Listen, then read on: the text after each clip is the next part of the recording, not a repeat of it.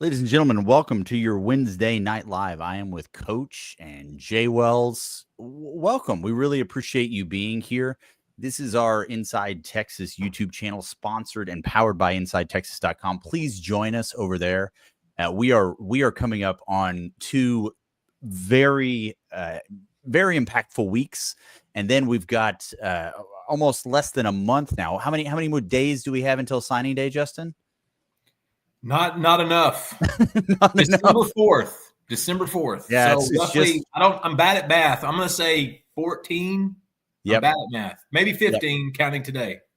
It is heating up, and Justin and I were just talking about off camera. It does not get any quieter anytime soon.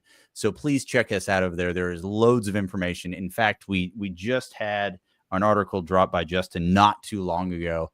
You don't have to go into the article, Justin, but maybe give us a little insight as to what the folks might expect when they come to the site. Yeah, you got to come to Inside Texas. And, we say that all the time, but we really mean it now because recruiting is, and Charlie can vouch for this, is upside down when it's 2 weeks, whether you're on a recruiting staff at a college or whether you're covering recruiting for a living. It's crazy. And so Myron Charles was the latest update that we had just a little while ago, defensive lineman out of Port Charlotte, Florida. On3's Keith Neighbor went down there to get a quick interview with him. He had visited Florida last weekend for an official visit. Started getting some DeAndre Robinson vibes, a Texas commit last year that flipped to Florida late because he wanted to stay close to home. Myron's there's some smoke around that as well. Texas, very aware that they got to fight on their hands with the Gators. Then there was a report earlier today about Myron taking another visit to Florida this weekend, which would only make Texas fans cringe even more. But after catching up with Myron, it seems like that's not necessarily the case. Even Rubble disagrees. No, Rubble's upset. Rubble. So hold on. Anyway, long story short, hey, come here. Shut up. He could be in Austin this weekend. My bulldog is adamant that this is a big deal. Come here. This is some high quality YouTubing right now. We're getting he is. Somebody came to the front, and so that's going to happen. But he could be. Myron Charles could be in Austin this weekend. I don't want to hear from him. I don't want to hear it. He could be in Austin this weekend, or he could be in Florida. See, he doesn't like the Gators. Bulldogs and Gators don't get along. They really don't. Here's a prime example. And so that's the latest at Myron Charles, and I can promise you get an uninterrupted story on Myron Charles when you come see us at InsideTexas.com. So let's. I want to move over a little bit. It's because I'm getting on this dog. You can do your thing, man. So this is I'm going to throw this question to you, Coach, but I want to generalize it a little bit because obviously there are several high impact players that are on everybody's list. Are they going to flip? How's it going to go? And as Justin just outlined, there is a lot of noise, and some noise is great, some noise is bad. The question here is, how serious is Michael Fasusi noise? And we can talk about Michael a little bit, but I think the thing I want to illustrate here with this type of stuff is that a lot of it, that noise is noise, right? We are involved as much as we can, knowing what we know as much as we can, but some of that noise is noise. But I want to talk a little bit more about specifically, and Coach, I understand this is hard. I want you to get into the mind of a high school athlete for a second. And they're sitting there, they've committed to their school, they play their senior season, and then they're starting to hear a lot of things from some different schools. What is your experience with that? How do the kids handle that? What is going on in their minds with that? Because I imagine that could be a pretty stressful experience. It can be stressful. I mean, it's something you kind of want and beg for. Like, you want offers, you want all the attention. Then when you get a ton of them and you got to choose a school, it can get frustrating. Trust me, kids they don't know what to do. They're talking to parents, they're talking to friends. What should I do? But honestly, I wouldn't call it buyer's remorse. You just want to be sure, right? When it gets close to signing day, now you're thinking, okay, I'm really about to sign this paper. Like, I'm really going to be here. Do I see myself living here? Do I like the people on the team? Am I going to be hanging out with those guys? Like, did I vibe with them when I went on the visit, right? And that's what this last minute visit is like, right? You got signing day with a little over 2 weeks away. These visits are real. It's not for fun, because you're really trying to see, do I vibe? Do I want to stay committed to this school I've been committed to for a while, or do I really want to go see what else is out there, right? Your eyes always seeing that the grass is greener on the other side. And if you get a vibe and get a feeling that, hey, I do like this school, right? All the things they've been telling me this long, I see it. Do I want to go play for a winner? Somebody's actually going to be in the playoffs. Like, do they have longevity over here? Is this coach going to be here longer? Is this coach really going to get fired? Like, it's a lot. Yeah. Play with a kid's mind as being a teenager, right? And so much goes into it, and really they're just unsure. But once you put pen to paper, well, I guess that's it. We got the transfer portal, but still, like, once you put pen to paper, that's it. And so they're just there's a lot of things that are going on right now in their mind. Well, and looking at their age. Yeah, no, that's the important part, right? We have a hard time making decisions at our age. Yeah. Imagine a 17, 18-year-old with a gigantic decision on his shoulder. And for Nicholas in the coverage, just let him know the Michael Fasusi noise, there's some seriousness to it. He's supposed to be he's expected at Texas this weekend. He's expected in College Station next weekend. But also understand, this kid loves Oklahoma, win or lose. He really loves Bill Beatonball. That's why he chose him. And I think that it's going to be harder to flip this kid than people understand. And to Coach's point, these are 17, 18-year-old kids trying to make gigantic life decisions. Arch Torns is asking, does Fasusi expect to start as a freshman a la Kelvin Banks? He expects to play immediately. Right. He doesn't have to start, but he wants to play immediately. And at Oklahoma, that's a lot more inviting than it is in Austin, which was one of the reasons he picked Oklahoma. Yeah, absolutely. And I think let's talk a little bit too. You were talking about the process a little bit there, Coach. If we're looking at our schedule, this is our final regular season home game. Right? This will be the last home game before signing day. How important is this weekend for getting players in and getting that final pitch in?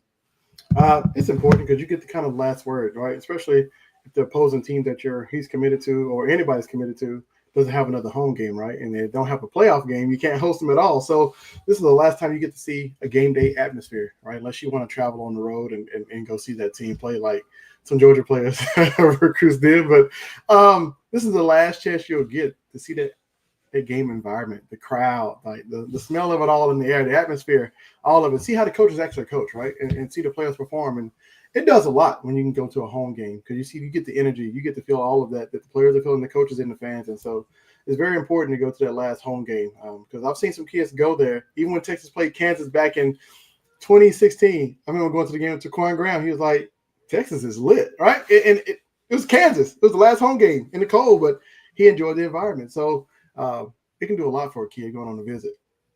Do we know the rules about having visits during the playoffs? Obviously, it may not necessarily be for this cycle, but what are the rules on that? Do we know?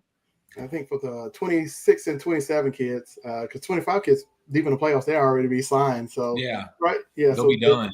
The younger ones could go on campus, and it makes an impact for those coming up in the next class and next cycles.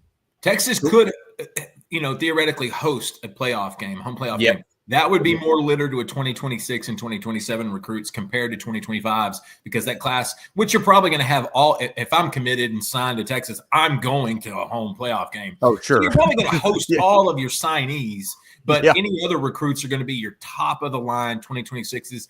Top of the line 2027s. And you know what? If Texas can host a playoff game, it's good. Coach and I've never seen this. Like a team hosting a playoff game, the recruiting implications are unknown. That to me, I think it could be huge. Yeah. Sure. I mean, on the surface alone, you're obviously you're hosting a very important game. These kids are getting a highly coveted seat. Let's be frank here. They're getting to go see a cool game, obviously. But I think it's what I know Eric was talking about, and this is something that Justin and both you as well, Coach, has been talking about, just the impact of demonstrating value, right? You're in the playoffs, you're demonstrating the value of the program. It's not coach speak, it's not a soft pitch, it's show and not tell. And I think that's a really massive difference when you're presenting your case to some of these kids. I want to, before we move on a little bit, I want to hear from someone we haven't heard from in a little while. And I want to give everybody at home 90 seconds of cooking. What's up, y'all? Here to tell y'all about Prize Picks. And I got to say, when you're sports junkies like us, you got to make the games interesting every now and then. And there's no better way to make games interesting with Prize Picks daily fantasy made easy. It is so much fun to get involved in this. You got the Maction, you got the Thursday night game, you got the Friday night Big Ten game, and you got all the action on Saturday. You can go into any different sport or esport and find a square to make. It's Wednesday. You know there's some weeknight football on, so make sure you head to Prize Picks. Quick withdrawals, easy gameplay, and an enormous selection of players and stat types are what make Prize Picks the #1 daily fantasy sports app. It's really easy. You can use Apple Pay for quick and easy deposits into your account, all during football, basketball, hockey, or if there is an esports season as well. So y'all know I have some season-long ones looking good on the Quinn Ewers one. We'll see what happens with the Connor Weidman one. But to try to get in on the similar type of action, make sure you go to Prize Picks, get a guaranteed $50 once you play $5 in lineups. Use promo code Inside Texas. That's how you get $50 once you play $5 in lineups. Use Prize Picks. Use that code Inside Texas. It is daily fantasy sports made easy. One of the topics that I'm really kind of hesitant to discuss right now, but it is at the forefront of media, and it's the interesting thing is that it is a media designed topic, and that is the rankings. If you have so many shows that are evaluating the rankings, should Indiana be ranked as high as they are? Should Texas be as ranked as high as they are because of strength of schedule or who they've played? All of these things, and they're massively important after the season. But up until this point, I don't find them all that important at all, frankly, because you do have a conference championship game. Once you're in that conference championship game, everything gets sorted out, of course, especially if you win. However, I'm curious your thoughts on this, Coach, because you have a team like Indiana, because you have a team like Texas. And these are, I think, good juxtapositions because obviously Indiana is not playing with the brand on their helmet that Texas is. And we talk about brand bias a lot. And if you listen to the media, they will laud Indiana's win over Michigan and they will downplay Texas's win over Michigan. And again, this is the brand bias on this. But if you are in a situation, how do you justify ranking a team as high as they have without the strength of schedule that other teams have had? Are we putting too much emphasis on the strength of schedule, or should we really be evaluating this purely from the eyeball test? I think it matters which logo you are, because strength of schedule, people only want to talk about it with certain teams, and then other teams they kind of discount it, right? It's like, my take is it shouldn't matter. Like who's on your schedule is who's on your schedule. That's who you play. Indiana should be, in my opinion, be ranked higher. They're undefeated. They go out and beat Ohio State. Maybe they get a little more respect than they've gotten, right, throughout the season. But they're undefeated for a reason. Like it doesn't matter who's on their schedule. Those guys got scholarship players just like every other team. They got highly paid coaches that they face. So to me, there is some brand bias, but we're on the good side of it, to be honest with you, right? But it's really tough. It's really tough. Because how do you go back and tell your team, hey, we're good, and I'm sorry, we got the IU logo on the side of our helmet. Nobody really takes us as serious as others, right? You can use it as motivation, and I know their coach will. He'll tell everybody to kind of Google him, but as he said before, but the strength of schedule to me, it matters when you talk about matchups. When you get ready to face a team on Saturday, right? When you're trying to gauge who's better, but the ranking, they should throw that out the window, right? Because you only play who you can play. And if you take care of business on Saturday, you should be ranked higher than other teams who have taken losses. I feel like when we're seeing the rankings, whether it's the college football rankings, the AP rankings, whatever it is, I feel like we're seeing an internal document. We're seeing something meant for a small group of people that are using this as an internal document that they can evaluate the progress of the season. They're thinking about where a team should be ranked at the end of the year. But we put so much emphasis on it in week 7 and week 8, when in fact, it's really valuable after week 12, right? Or after week 14, as we are right now. So I'm curious, Justin, what is your take on this? How do you feel about this? Obviously, the rankings are what drive a lot of discussion in sports media. It gives us something to talk about right here, but I'm just curious, is this something that is overplayed? It might seem overplayed to the layperson, but to the true fan, this is what you asked for. 100%. The AP was naming the 2 top teams for the national championship every year, and that was fine for 100 years. And then the business got bigger, and the money got bigger, and people started getting left out. And so they thought, well, man, we got to put together a BCS. We got to make this computerized. We're gonna do it data driven with analysts on straight this schedule and road margin and you know how much you beat a team by and stuff like that. But you had teams running up the scores on other guys. Then that wasn't enough because the third place team was getting screwed and everyone was complaining about that. So they decided to have a 4-team playoff, which is great. That's just going to make the argument bigger because now it's the arguments who's the 5th team, who's the one that was left out. So when they added to 12, now we're having this debate. To me, this is all about money. And it's 100%. It's all about, it's a gigantic money grab because you've got so many more teams now that are available to potentially make a big season, to have a big season, which drives season tickets, which drives merchandise, which drives people to the stadium. It's a big, it's fun for me because I don't think anybody has the answers. I like all the back and forth.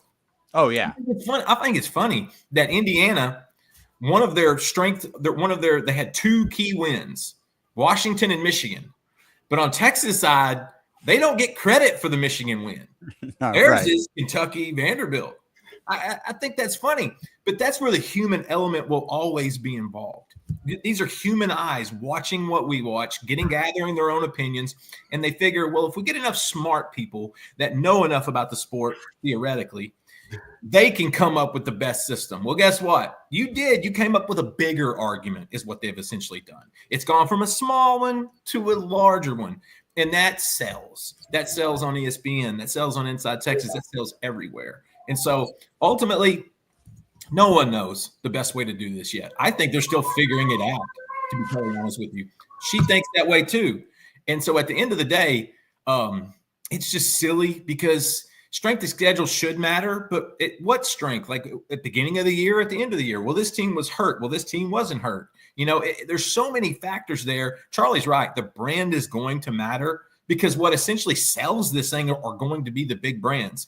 People would love, America loves the underdog. So if Indiana beats Ohio State and they get a chance to get in this thing and make a run, that's going to be a great story. But it's not going to sell out. Ohio State and Texas is going to sell out. Oregon and Miami, that would sell out. And so the have-nots they're kind of against the 8 ball in a sense where they have to make it convincing on the field. Indiana's going to have that shot now. Same thing for Texas. They still have to be convincing in beating Kentucky and then going to College Station. But at the end of the day, nobody really knows. We do an eye test based on human response, what we think is the best group of players, best group of teams. I personally think SMU is a little better than a lot of these teams that are in the 12 right now. I've seen UNLV picked up a 24th ranking in this thing this week. Like there are teams that are climbing in there that may be better than others. They have BYU behind SMU and they won it head to head. Explain that to me. They don't know as much as they don't know anything like we don't know anything. The only thing they do know is we can prove it on the field. They're just trying to line it up the best way they possibly can. I love the talk of it because it's fun. It keeps things going. It keeps teams and rivals kind of going at each other because honestly, Texas at Texas A&M could be a de facto spot in the SEC championship game. That to me is better talk than actual rankings. Coach, this is a question. Is 12 teams too much? I knew that was going to come up. Yes. Oh, Coach, take yourself off mute. Yeah. I just realized you're giving us knowledge. We need it. Yeah, 12 teams. I don't know about being too much because it really opens up the chance for the group of 5 teams to get in. I think if it was 8, it'd be hard for those guys to get in because you just want to take the top 8 teams from Power 4s. So for that reason, I like 12 teams. But yeah, they just got to figure this out and do it. Well, I can't say the right way because I don't know what's right. I don't think nobody does. But 8 teams. Somebody would get left out and you'll still have a gripe in the argument. So, what do you do? I'll give you 2 guys this question. This is good from V. Brown. Do you guys think 78 teams is too much for basketball and March Madness and the NCAA tournament? Yes or no? What's the total Division I count? How many Division I basketball teams are there? The answer is no. Okay, the answer is no. Sorry. The answer, if you look at that's too many. That's if you look at the pro leagues, you're averaging, with the exception of baseball, about 50%.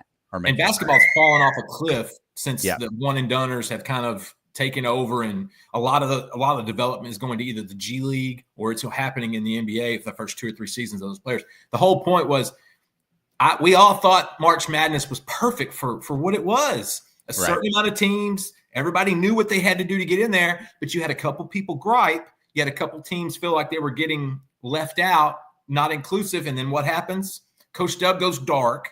Yep. And we could potentially have 77, 78 teams in a tournament. That to me makes it too much is too much. Like, they say the term less is more. I believe that in life. Less is more. There doesn't necessarily need to be 78 teams in a final season basketball tournament. And I don't think they need 12 in a college football. I think this year's unique because I don't think there's one dominant team in college football. I think there's about 5 or 6 really good teams. And this playoff is going to be a good example of how they're going to have to play it out on the field. But 12, I feel like 12, and I feel like they're going to stay with 12 at least for the immediate future. That still feels a little too much because we're still having the griping. What about the 13? What about the first 4 that are out? Which that adds to the conversation about rankings, which adds to the whole pot of cash. So let's move on a little bit to Mr. 512's question. Do you think he says Campbell and Banks will go in the first round? Book it. Are you booking that, Coach? Campbell? Or are you talking about Cam Williams? I think maybe you say Campbell's not going in the first round of anything. No. He might be talking about Cam Williams. I think it's Cam Williams. Tackles. The book in tackles. Yep. If he's talking about Cam, all the mock say he's going for. Look, he has all the measurables. He's had those measurables just leaving Duncanville High School. Like everybody knew he had the NFL prototype body from DNA, right? Size and everything. So this playoff run, this playoff stretch would be very important for him going first round. But a lot of teams, they draft projects, people who have work to go because they feel like they can develop him and take him over and say, hey, look, he has everything we want and covet. We can teach him how to play whatever we want him to play, right? Guard, tackle, whatever at the next level. So size-wise, he could go late first round, but this is going to be an important stretch these last few games because when you get in the playoffs, you're facing good teams. If you don't perform as well, then maybe people knock you down on the draft board, but he could go first round, like off size and measurables alone. So let's transition over a little bit now to this week's opponent. We've got Kentucky. Mark Stoops led team. They are an interesting statistic I saw today is this is the furthest west that Kentucky will have played a football game. Isn't that nuts? Ever. That's crazy. And the last time was 1951 in Austin. Yeah, exactly. The last time they went this far west was in Austin. So with that in mind, I'm sure that's really going to have a lot of relevance on this breakdown, Coach. What are some elements of Kentucky's defense that give you concern? How can they give us trouble? Well, before the season, I don't know what happened. They had 2 NFL, or maybe 3 NFL DBs who are really good. They have a front 4 or front 3 they really can get out there of you. Accompanied by a great coach who runs a lot of Tampa 2, which most people love to call it three high safety defense, which is Tampa 2. They run a ton of that and they get pressure. So I guess I wouldn't say Sark's nemesis, but everybody loves to run that defense against him, and Mark Stoops is really, really good at doing that. So if you can put pressure on a quarterback, and those guys who can live up to the secondary can live up to their NFL potential, then they can be a scary defense. We saw how they played Georgia. We saw how they played Ole Miss. Yeah. When they play up to their level of their ranking and names, like they can really get after you on defense. Offensively, not so much, but on defense, they have a chance to kind of keep them in the game if they don't turn the ball on offense.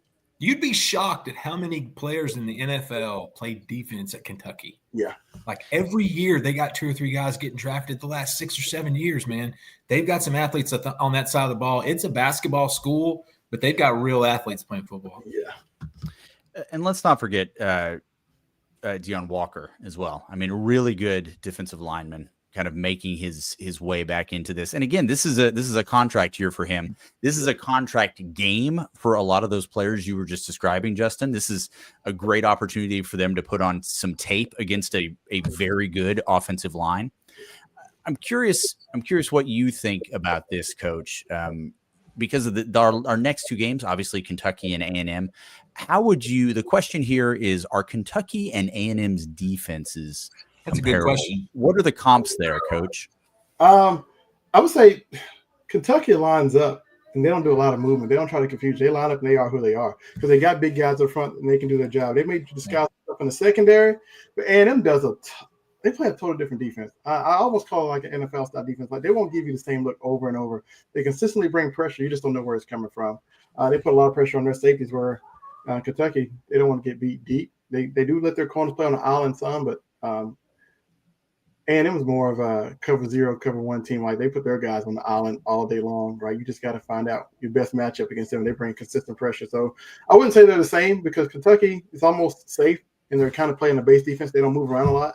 And it shows you so much. Like you don't know who they show 5, 6 at the line. You got to figure out who's coming, right? They're dropping or they're rushing the quarterback. Is it man? Is it zone? There's so much to figure out. So Kentucky is a little easier to read. Great answer. What are your thoughts on this? Because UT Parking is coming in with his take here. Our quick passing game actually matches up well against Kentucky. Also, I don't think Kentucky can score touchdowns on our D. He's taking 27, Kentucky 9, which is very close to my pick. That's very close to mine. Yeah, that's pretty solid. Really, really good work there. So just to let you know, they have Kentucky, I do not believe, has scored more than 20 points pretty much this year. They've stayed in that range pretty tight. This is obviously going to be one of the best defenses they face. If not the best. Kentucky is incredibly generous when it comes to giving the other team the ball. They have done that. It seems like 13 times in the last 5 games, there have been turnovers, 22 in total. So a lot like some of the challenges that we had last week with Arkansas, who could not protect the ball all that well. Kentucky has a similar issue going into this. So especially with that 9 points UT Parking, I'm definitely on board with that. I have a hard time seeing them have sustained drives. But with all of that, what are we – let's talk about our offense a little bit. Our defense is clearly the thing holding this team down. It's the identity of this program right now. Right. We have had the opportunity over the last 3 years to see Quinn Ewers play some all-world football. And he's done it in spurts that, I mean, I think about his first game against Alabama prior to getting hurt. I mean, you looked at that kid and you were like, my God, this is going to be an amazing period of time. He's been up and down. There's been some injuries. There's certainly the internet has their opinions on young Quinn. What do we want to see? What are we expecting to see? I think those may not be the same thing. So I'll put this to you first, Justin. The first is the want. What do you want to see this week? I actually want to see more of the same. I know some fans are going to think I'm crazy, but, with Quinn, he is really, really knocked off the turnovers. And I think, Sark even talked about that after the game against Arkansas. The 2-0 turnover margin was huge, especially when those turnovers happen. Quinn's protecting the football. Does he get self-sacked a few times? Yeah, he really does. But at the same time, he's not turning it over. He's not throwing it into triple coverage. He's not – and those were mistakes we kind of saw in his first year and a little bit of his second year. You're right. We've seen him growing over the last 3 years. I just want to see him continue to protect the ball. And I've said this forever, especially after Georgia. If Texas can continue to run the football, Quinn Ewers will be just fine. Yeah. That's the best friend you could possibly have because these defenses are not being honest. They really aren't. I asked Matthew Golden, what do you think about this three safety flyover type defense that everybody's playing? He's like, I hate it because we can't go vertical. We can't go deep. They know what they're doing when they're playing Texas and all these weapons and toys that Quinn has. And so I want him to continue to play a clean game. I think he's better when he pops somebody. He ran on 4th and 2 to kind of clinch, to assure the victory in Fayetteville. And when he does that, I've noticed, I had a friend bring that up to me. When he does that, he is a different quarterback. It's like once he gets that first lick in the game, it's almost like it starts going like he's riding a bike. It's just natural. And so I just want to see him maintain a clean game. I want to make sure he keeps those turnovers to a bare minimum.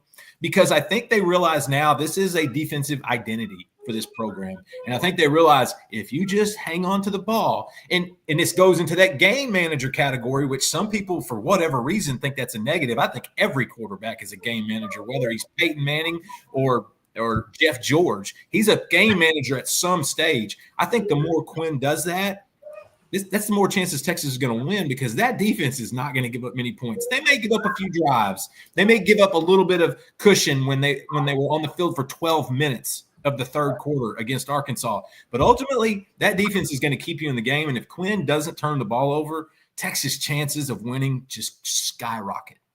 So, Coach, that Justin very clearly outlined, and I think I agree with all of it, what we want to see. What do you expect to see? Let her in. Look, she is definitely trying to join and get on camera right now. We know what we want to see. What do we expect to see, Coach? I think you'll see much of the same we saw versus Florida. Okay. Versus Vandy, versus Arkansas. Quick, short passes, quick screens, bubble screens, and then occasional deep shot, if you want to call it intermediate or deep shot, and then try to establish the run game. I think that's what we'll see. I don't think it's not going to be old Quinn. We go through throws the ball 40 times a game or trying to throw deep every play, right? You're not going. I don't think you ever see that again. This isn't Washington. Yeah, there's nothing wrong with being a game manager either. Being a bus driver, like, hey, bus drivers get everybody to the school safe, and it's amen, right? And so, I think you'll see that Saturday. Let your athletes work in space, get them the ball, and let them do the rest. I think that's what you're going to see. UT Parking, I want to bring this up because this is something that has been a topic of conversation, certainly amongst Paul and Ian put an article out this Monday about this very topic. But Quinn seems to throw better on the run. You think Sark starts moving the pocket some?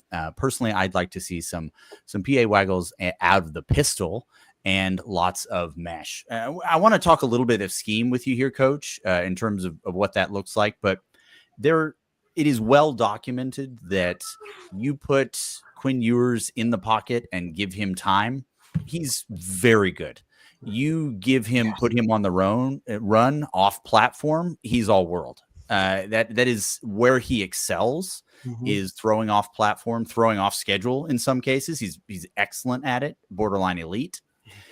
Do you think that Sark starts to, at this phase, 3 years in, y'all, starts to adjust the play calling a little bit to make that more of an option for Quinn? I'll say this, and Sark mentioned this on College Game Day. Like, the offense is the offense, right? If he's not creating any new plays, not doing anything, it's really just maybe giving it a different look. He's not a mesh concept type of coach to install it. Like, he doesn't run that. That's not his offense. You don't see a pro style. Yeah, it's pro style. You don't see a bunch of QB wides and bootlegs because why? Same thing that happened in Vanderbilt, right? Yeah. Blitz to nickel. As soon as he turned around, the guy was in his face. Right? You know what I'm saying? So it hasn't been successful. So I don't think that's why you don't see it as much. The percentages are low when they run those type of plays. So stick to what you do. Don't go try to create anything new, especially if you haven't performed it in practice a ton and then you get on the field on Saturday. This does not look well, right? And so I don't think you'll see much more of that. It may be some small concepts, but not a lot. It's going to change from what the offense is. One thing that should remain consistent in your life is who you choose for a realtor. So let's hear about Laura Baker. Hi, I want to tell you about Laura Baker. If you're looking for a new home in the 512 or even at this point, let's face it, 737 area code, there's only one number to call. That's Laura Baker at 512-784-0505. As a member of the elite Andy Allen team with Keller Williams, Laura has helped Longhorns find the home of their dreams in Central Texas. Just ask our resident sex symbol, Ian Boyd, who moved all the way from Michigan to Texas with Laura's help. Laura can help you find what you're looking for in the 512, the 737, or even parts of the 254 and the 210.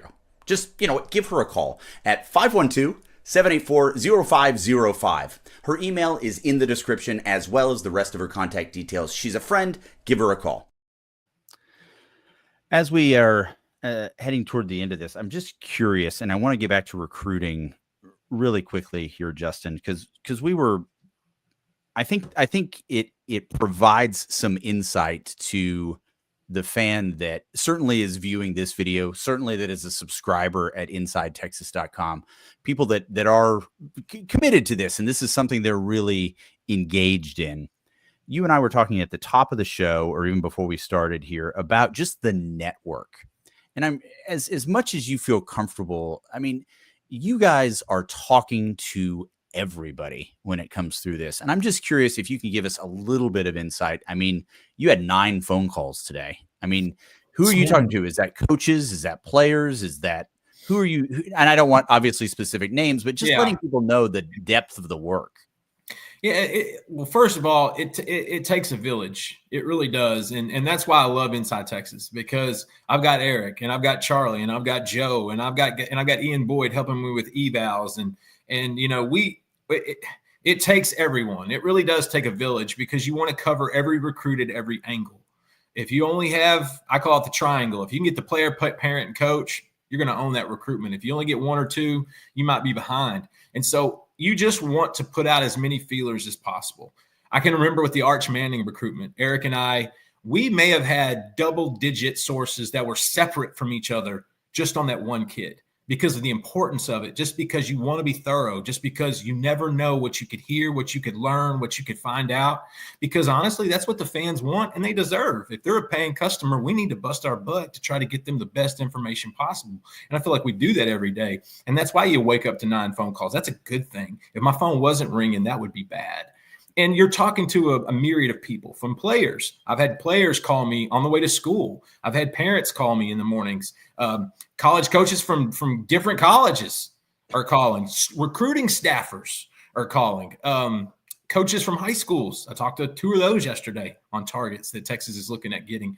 And so it takes a village. And then on three, it really is a tremendous network. There are a lot of good guys working in this beat. I mean, unbelievable guys that help us on a regular basis. And I'm so grateful for the team at On3, because they really do. There really is the best talent collected in the country, in my opinion, that covers this on a regular basis. But so what you do is you just make sure.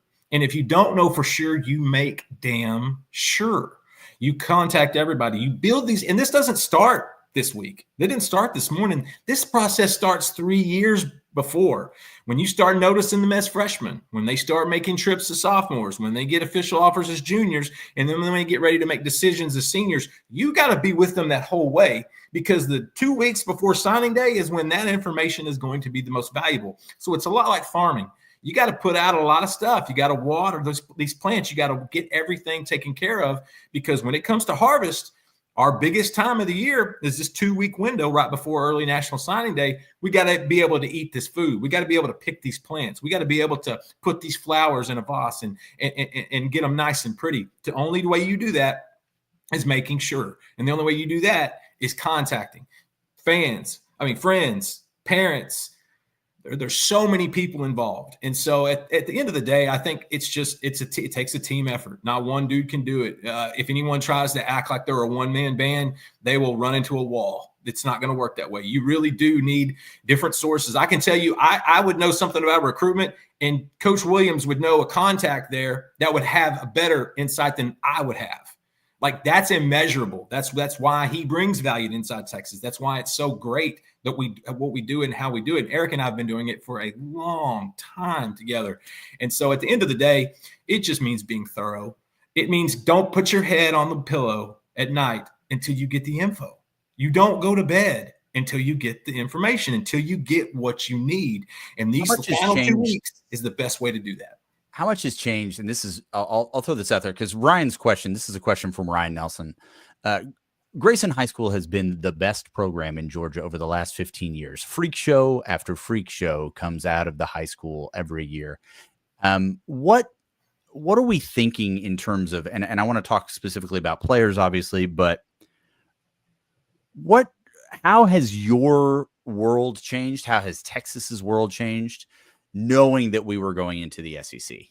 How much has our recruiting landscape changed? And it's a question I'm going to put over to you, Coach. Are you on mute again? Probably. I mean, we need to up our YouTube game here. Yeah, definitely.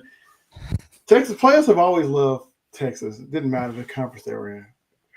When they're in the Big 12, they still love Texas. But playing in the SEC, you hear all the chat about playing, and SEC is the closest thing to the NFL, and NFL values that conference more than every other conference. I think it puts more value on Texas, right? You love Texas, but now they're playing in the SEC. It matters because then you get to play the school that you grew up loving, and then they're in the conference that gets the most value or looked at the most by the NFL. So it does a lot when it comes to recruiting because most kids say, hey, I want to play in the SEC. I want to play against the Alabamas. I want to play against the Georgias, the Floridas, and everybody else. I want to be on primetime TV. You know, you playing in the Big 12, sometimes you might be on Fox Sports 1 or another channel, right? Playing against, I don't know, just say Kansas State or West Virginia. It wasn't as exciting of a game for SEC every week. There's a challenge. And so kids want to be a part of that. They want to be a part of that tradition and history of playing in the SEC for the schools that they love. I want to just really quickly before we go into this, and again, we've got a lot of content. Obviously, Justin and Ian and I will be greeting you tomorrow morning over our daily amphetamines, and we've also going to have our roundtable and inside the program later on this week. But how I know that Coach has said that this is probably the most important game of the season. It's really good coach talk. How much are they prepping for A&M, Coach Dub? They've been prepping for A&M for a few weeks. I will tell you this. In the spring, and you know who you're playing next year, every room, offensive and defensive room, has a projected depth chart up on the board or going around the room, right? So you're scouting, you're preparing. The more info and data you get week to week, you're scouting them. Okay, what are they doing good this week? What do they do good this week and this week? And you add on, because that's how you make a game plan, right? And then you use everything you've gained from even a year ago to the current season of film, data, everything you can find on a team. So they've been preparing. They may have been working on it as a team in practice and things of that nature. But the coaches, the support staff has been preparing for A&M for a long time. You just do. You have to be ahead. And so, that's the only way you can beat a team and create a script like Sark does. The first 20 plays, we call them magical. You can't just do that in just 1 week. You got to have some stuff prepared for that you've been gaining and gathering all year, if you ask me. And that's how we did it. I can't say every program's the same, but that's how we did it at UNLV. And Coach Odom was a stickler for that, being prepared. He'd rather be over-prepared than under-prepared. We've got over close to 700 people watching us on Twitter right now. We really appreciate you being there. If you're watching it on an individual feed, please go ahead and subscribe to that feed. But come over here to YouTube and like and subscribe. We've got one of our colleagues, Ian Boyd. I don't know if I should say this. He has 24 children, and we really need to get him a minivan. And as you guys know, it is the holiday season. It's Honda holiday season, and Ian is a Toyotathon guy. So there's a lot of challenges that he's facing, and I hate to pull on your heartstrings like that. But if you could come and like and subscribe to the YouTube channel, people will be very, very appreciative. Is there anything that you gentlemen would like to close with before we head off for the day? Come see us at InsideTexas.com. There could be some stuff coming out in the next 15 to 20 minutes. Could come out in another 2 hours. It is ever-changing. It is fluid. It's the class of 2025. Come see us. I'm telling you, the stuff is good, and it's only getting better. There's some fun stuff about to drop. Join us at InsideTexas.com.